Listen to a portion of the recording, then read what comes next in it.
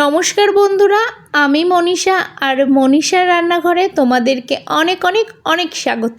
আজও চলে আসলাম নতুন একটা রেসিপি নিয়ে। রেসিপিটা চলো দেখে নেওয়া যাক। প্রথমেই নিয়ে নিয়েছি রুই মাছ।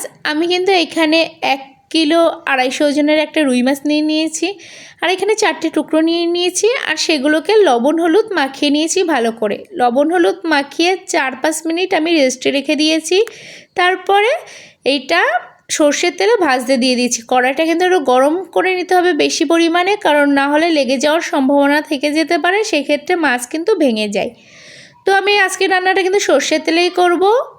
এবার মাছগুলো উল্টে পাল্টে ভেজে নেব, খুব বেশি ভাজার দরকার নেই, হালকা ভাজলেই হবে।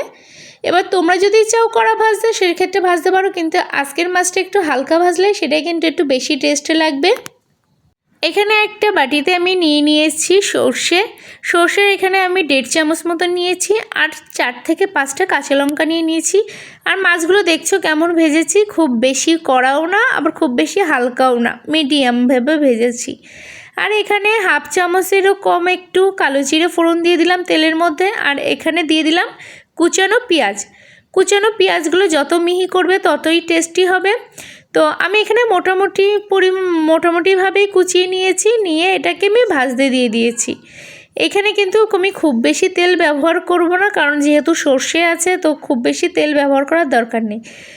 আর সেই পর্যায়ে আমি দিয়ে দেবো পরিমাণ মতন লবণ আর পরিমাণ মতন হলুদ। আবারও ভালোভাবে আমি পেঁয়াজটা ভেজে নেবো একটু হালকা লাল লাল করে। তারপরে আমি এর মধ্যে অ্যাড করে দেবো 2টো কাঁচা লঙ্কা। তোমরা যদি চাও এরকম কাঁচা লঙ্কা খেতে তাহলে অ্যাড করতে পারো, আর না হলে নয়। আর এখানে আমি কাঁচা লঙ্কাগুলো কিন্তু ভাজছি না খুব বেশি, একদম জাস্ট তেলের ওপরে জাস্ট আছে। পেঁয়াজটা কিন্তু আমি আলাদা করে একটু ভেজে নিয়েছি, আর তার মধ্যে একটু অ্যাড করে দিয়েছি জল।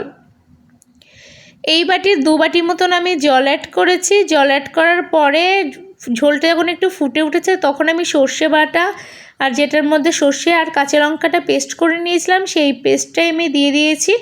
সর্ষে কিন্তু ডাইরেক্ট যদি তেলের মধ্যে দেওয়া হয় তাহলে কিন্তু অনেকটাই তেতো লাগবে, আর সেটা কিন্তু খেতে ভালো লাগবে না। আর এরকমভাবে করলে কিন্তু টেস্টটা অনেকটাই বেড়ে যাবে। তারপর যখন ঝোলটা ফুটে উঠবে তখন কিন্তু মাছগুলো দিয়ে দিয়েছি। এখানে 3 পিস মাছ দিয়ে দিয়েছি আমি, আর মাছগুলো যখন ফুটে উঠেছে তখন তার মধ্যে একটু ঢাকা দিয়ে দিয়েছি। ঢাকাটা তুলে এবার দেখো মাছটা কিন্তু আরও একটু ফুলে যায় ঝোলের মধ্যে থাকলে। তো প্রায় কিন্তু আমার হয়ে এসেছে, আর সেই পর্যায়ে আমি দিয়ে দেবো একটু ঝোল থাকতে থাকতে আমি দিয়ে দেবো ধনেপাতাগুলো মিহি করে কুচিয়ে নিয়েছি, আর সেই ধনেপাতাটা আমি অ্যাড করে দিয়েছি। ধনেপাতা দিয়ে কিন্তু 2 থেকে 3 মিনিট আমি একটু ফুটিয়ে নেব, যাতে ধনেপাতার পুরো যে কড়া স্ট্রং যে গন্ধটা সেই গন্ধটা না লাগে। তো ধনেপাতার হালকা একটা ফ্লেভার থাকলেও সেটাই ভালো লাগে বেশি। আর আমার কিন্তু রেসিপিটা প্রায় কমপ্লিট হয়ে এসেছে। আমি কিন্তু ঝোলটা বারবার একটু নেড়ে দিচ্ছিলাম। আবারও ঢাকাটা খুলে আমি এখানে দিয়ে দিচ্ছি এবার একটু সর্ষের তেল। এখানে আমি 3 থেকে 4 চামচ মতন সর্ষের তেল ব্যবহার করে দিয়েছি কাঁচা। এটা কিন্তু নামানোর আগে এই সর্ষের তেলটা দিলে কিন্তু এটার গন্ধ আর ফ্লেভারটা একদম পুরো অসাধারণ করে দেয়। তো আজকের রেসিপিটা কিন্তু আমার প্রায় হয়ে গেছে। তো ভিডিওটা কেমন লাগলো তোমরা অবশ্যই জানিও। যদি ভিডিওটা ভালো লেগে থাকে প্লিজ লাইক কমেন্ট শেয়ার করো, আর যারা এখনও সাবস্ক্রাইব করোনি প্লিজ সাবস্ক্রাইব করে দিও, যাতে আমি পরবর্তীতে যে কোনো রেসিপি দেওয়ার আগে নোটিফিকেশান তোমাদের কাছে আগে পৌঁছে যায়। তো আজকের রান্নাটা কেমন লাগলো অবশ্যই তোমরা কমেন্টে জানিও। তো আজকের মতন বিদায় জানাচ্ছি। তো সবাইকে টাটা, সবাইকে।